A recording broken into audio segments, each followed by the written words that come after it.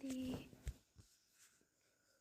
22 अक्टूबर 2024 की ईश्वरीय महावाक्य मुख्य पॉइंट्स। तुम्हें अक्लमंद अर्थात सर्वगुण संपन्न बनाने वाला है बाप। वह खुद आकर अपना परिचय देते हैं। उनको ही सर्वशक्तिमान कहा जाता है। यहाँ पतित मनुष्य में तो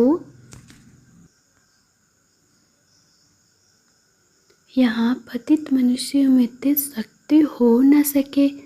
आत्मा में जो शक्ति थी वह आहिस्ते आहिस्ते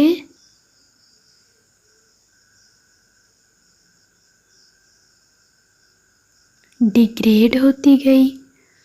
कलयुग अंत तक बैटरी बिल्कुल ठंडी हो जाती है। यह 5 विकार रूपी रावण तुम्हारी सारी शक्ति छीन लेते हैं। तुम वर्थ नॉट ए पेनी बन जाते हो। अब फिर से सर्वशक्तिमान बाप द्वारा तुम्हें शक्ति मिल रही है। यह रूहानी ताकत है जो तुम्हें सर्वशक्तिमान बाप के साथ योग लगाने से मिलती है। तो याद में रह, तुम्हें इस शरीर से डिटैच होते हैं। अभी तुम साइलेंस में जाते हो।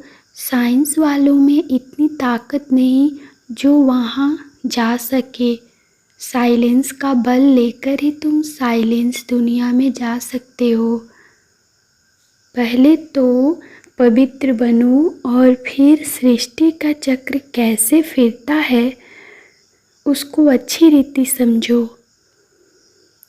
तुम बाप को बुलाते ही इसलिए हो कि आकर रास्ता बताओ, हमारा गाइड बनो। इसलिए बाप आकर तुम्हें यह पवित्रता का रास्ता बताते हैं जिससे तुम पवित्र दुनिया सचखंड के मालिक बनते हो। अब सुनते हैं महावाक्यों को विस्तार से। 22/10/2024 का। मीठे बच्चे, बाप तुम्हें जो नॉलेज पढ़ाते हैं इसमें रिद्धि सिद्धि की बात नहीं। पढ़ाई में कोई छू मंतर से काम नहीं चलता है। प्रश्न है, देवताओं को अक्लमंद कहेंगे, मनुष्यों को नहीं। क्यों? उत्तर, क्योंकि देवताएं हैं सर्वगुण संपन्न और मनुष्यों में कोई भी गुण नहीं है। देवताएं अक्लमंद हैं तब तो मनुष्य उनकी पूजा करते हैं। उनकी बैटरी चार्ज है इसलिए उन्हें वर्थ पाउंड कहा जाता है। जब बैटरी डिस्चार्ज होता है, वर्थ पेनी बन जाते हैं, तब कहेंगे बेअक्ल। ओम शांति।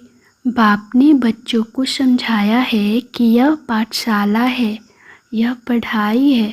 इस पढ़ाई से यह पद प्राप्त होता है। इनको स्कूल व यूनिवर्सिटी समझना चाहिए। यहाँ दूर दूर से पढ़ने के लिए आते हैं। क्या पढ़ने आते हैं?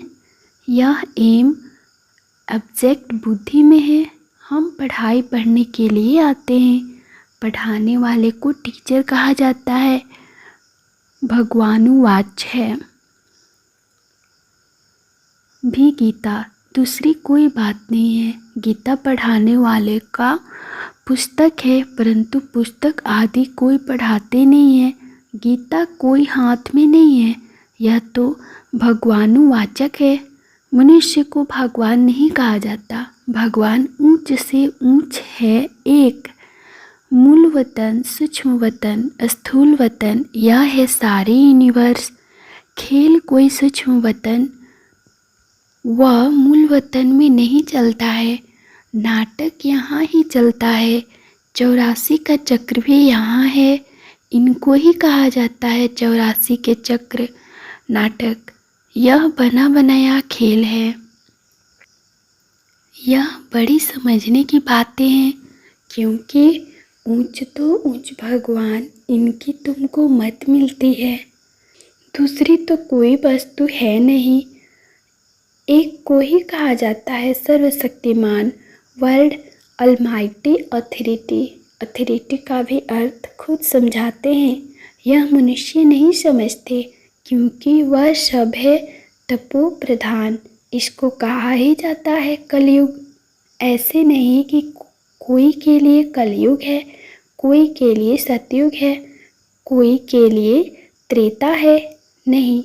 जबकि अभी है ही नर्क, तो कोई भी मनुष्य ऐसे नहीं कह सकता कि हमारे लिए स्वर्ग है, क्योंकि हमारे पास धन दौलत बहुत है। यह तो नहीं सकता, यह हो नहीं सकता, यह तो बना बनाया खेल है। सतयुग पास्ट हो गया, इस समय तो हो भी नहीं सकता। यह सब समझने की बातें हैं। बाप बैठ सब बातें समझाते हैं। सतयुग में इनका राज्य था। भारतवासी उस समय सतयुगी कहलाते थे, अभी जरूर कलयुगी कहलाएंगे। सतयुगी थे तो उसको स्वर्ग कहा जाता था, ऐसे नहीं कि नरक को भी स्वर्ग कहेंगे। मनुष्य की तो अपनी अपनी मत है। धन का सुख है तो अपने को स्वर्ग में समझते हैं। मेरे पास तो बहुत संपत्ति है इसलिए मैं स्वर्ग में हूँ, ऐसा मनुष्य समझते हैं। परंतु विवेक कहता है कि नहीं, यह तो है ही नर्क। भले किसी के पास 10-20 लाख हो, परंतु यह है ही रोगी दुनिया। सतयुग को कहेंगे निरोगी दुनिया। दुनिया यही है, सतयुग में इनको योगी दुनिया कहेंगे। कलयुगी को भोगी दुनिया कहा जाता है। वहाँ है योगी, क्योंकि विकार का भोग विलास नहीं होता है। तो यह स्कूल है, इसमें शक्ति की बात नहीं।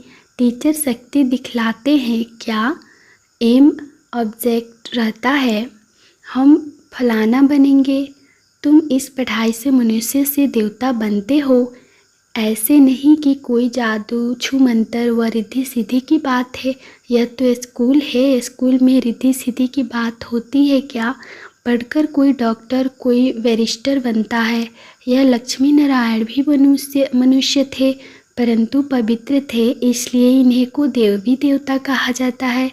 पवित्र जरूर बनना है, यह है ही पतित पुरानी दुनिया। मनुष्य तो समझते हैं पुरानी दुनिया होने में लाखों वर्ष पड़े हैं। कलयुगी के बाद ही सतयुग आएगा। अभी तुम हो संगम पर, इस संगम का किसको भी पता नहीं है। सतयुग को लाखों वर्ष दे देते हैं। यह बातें बाप आकर समझाते हैं।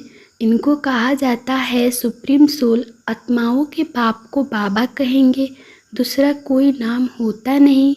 बाबा का नाम है शिव। शिव के मंदिर में भी जाते हैं। परमात्मा शिव को निरंकार ही कहा जाता है। इनका मनुष्य शरीर नहीं है। तुम आत्माएं यहाँ पाठ बजाने आते हो, तब तुमको मनुष्य शरीर मिलता है, वह है शिव।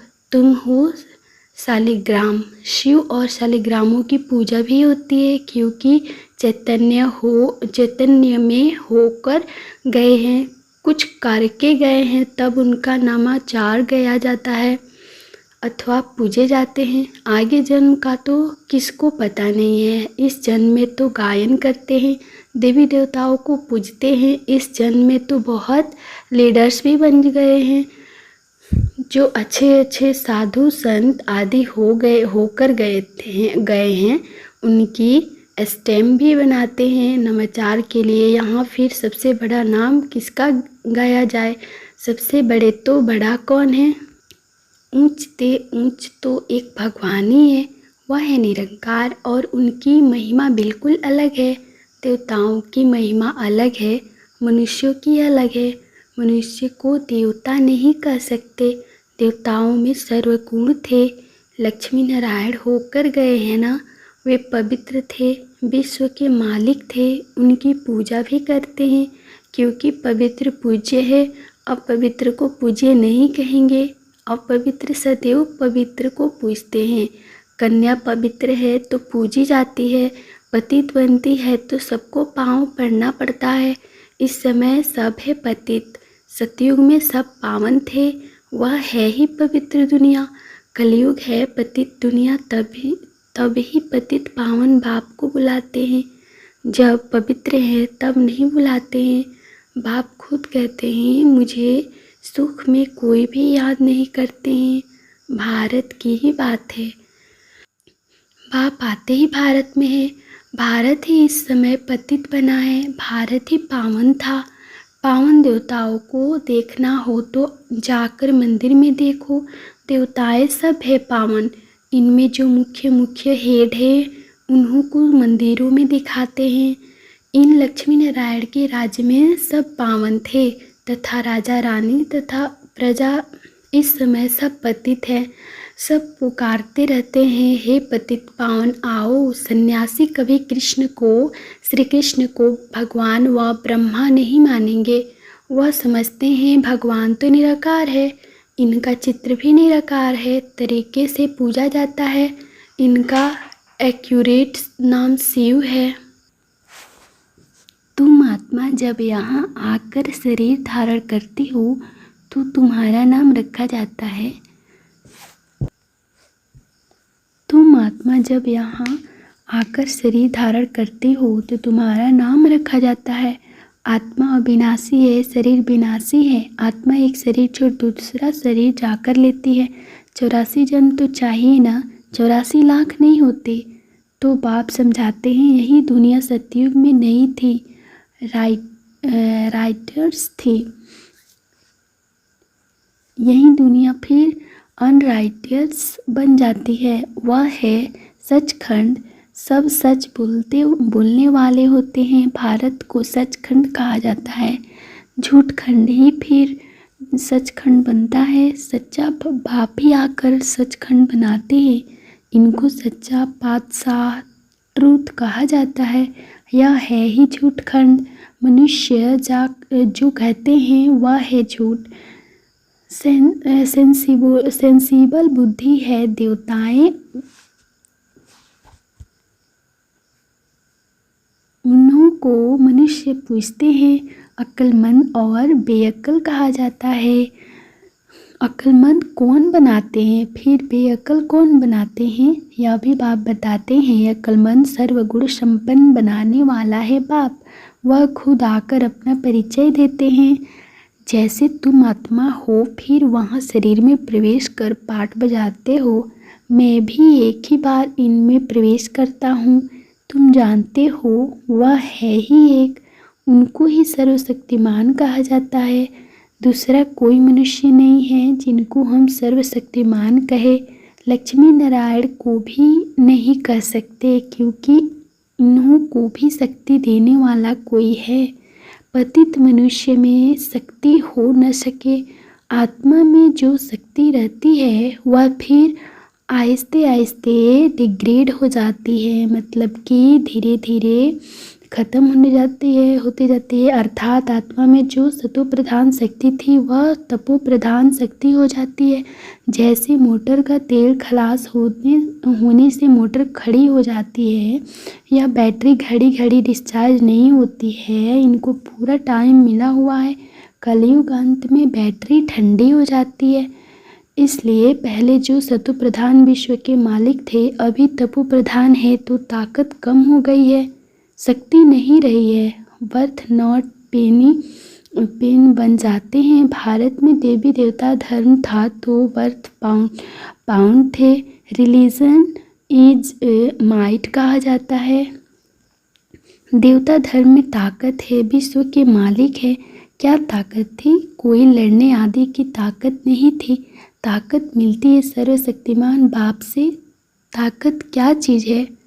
बाप समझाते हैं, मीठे मीठे बच्चे, तुम्हारी आत्मा सतो प्रधान थी, अब तपो प्रधान है। विश्व के मालिक बदले, विश्व के गुलाम बन गए हो।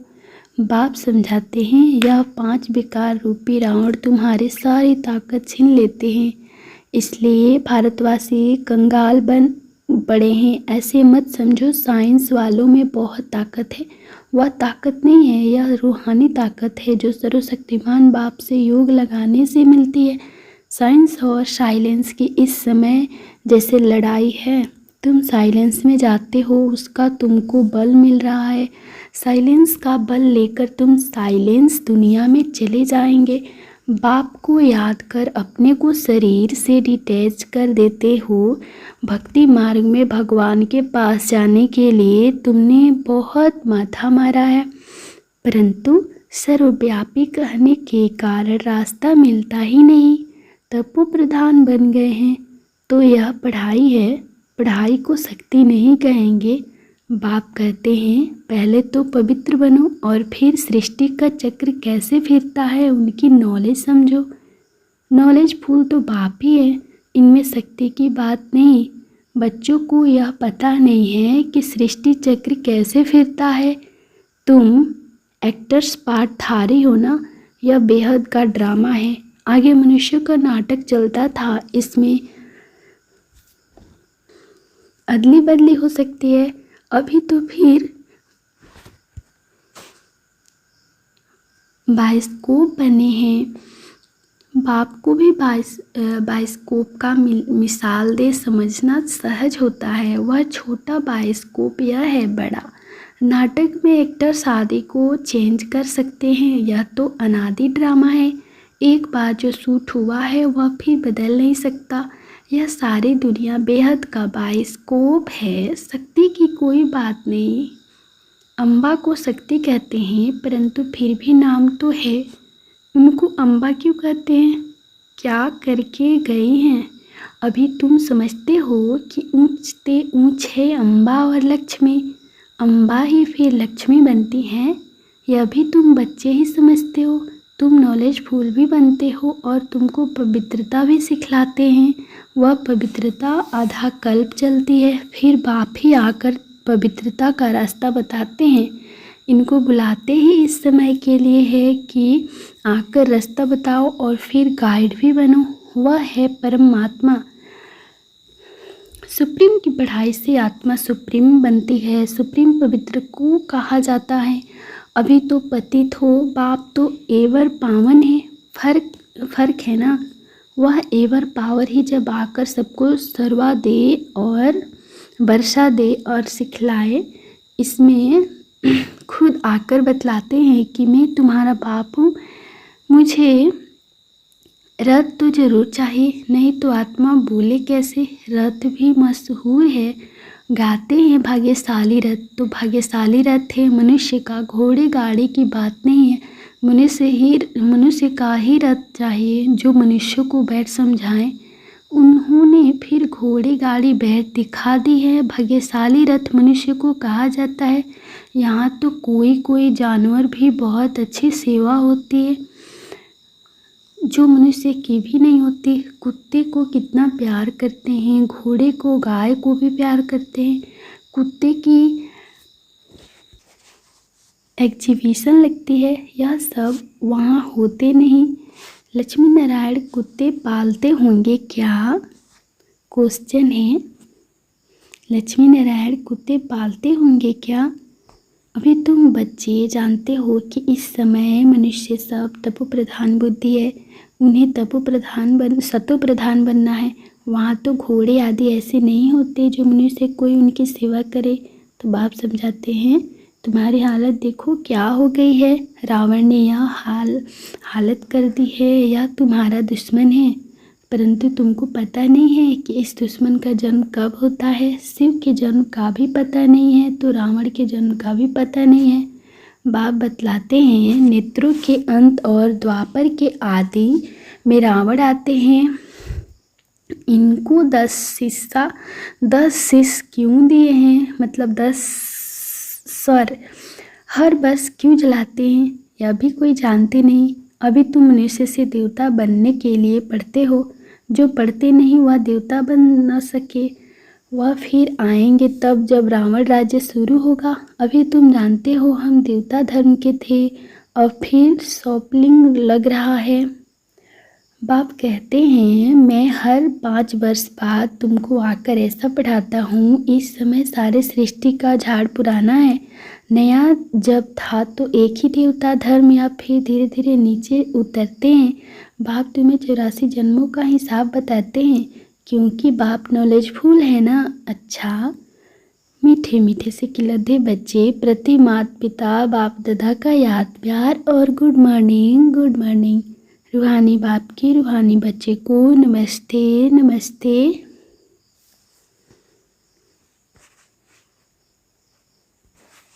धारणा के लिए मुख्य सार। साइलेंस का बल जमा करना है, साइलेंस बल से साइलेंस दुनिया में जाना है, बाप की याद से ताकत लेकर गुलामी से छूटना है, मालिक बनना है, सुप्रीम की पढ़ाई पढ़कर आत्मा को सुप्रीम बनाना है, पवित्रता के ही रास्ते पर चल पवित्र बनकर दूसरों को बनाना है, गाइड बनना है। आज का वरदान, अल्प को जानने और पवित्रता के सर्वधर्म को अपनाने वाले विशेष आत्मा भव। अल्प को जानने और पवित्रता के सर्वधर्म को अपनाने वाले विशेष आत्मा भव। बाप दादा को खुशी होती है कि मेरा एक बच्चा विशेष आत्मा है, चाहे बुजुर्ग है, अनपढ़ है, छोटा बच्चा है, युवा है या प्रवृत्ति वाला है, लेकिन विश्व के आगे विशेष है। दुनिया में चाहे कोई कितने भी बड़े नेता हो, अभिनेता हो, वैज्ञानिक हो, लेकिन अल्प को नहीं जाना तो क्या जाना। आप निश्चय बुद्धि हो, फलक से कहते हो कि तुम ढूंढते रहो, हमने तो पा लिया। प्रवृत्ति में रहते पवित्रता के सर्वधर्म को अपना लिया तो पवित्र आत्मा विशेष आत्मा बन गए। आज का स्लोगन है, जो सदा खुशहाल रहते हैं वहीं स्वयं को और सर्व को प्रिय लगते हैं। जो सदा खुशहाल रहते हैं वहीं स्वयं को और सर्व को प्रिय लगते हैं। ओम शांति।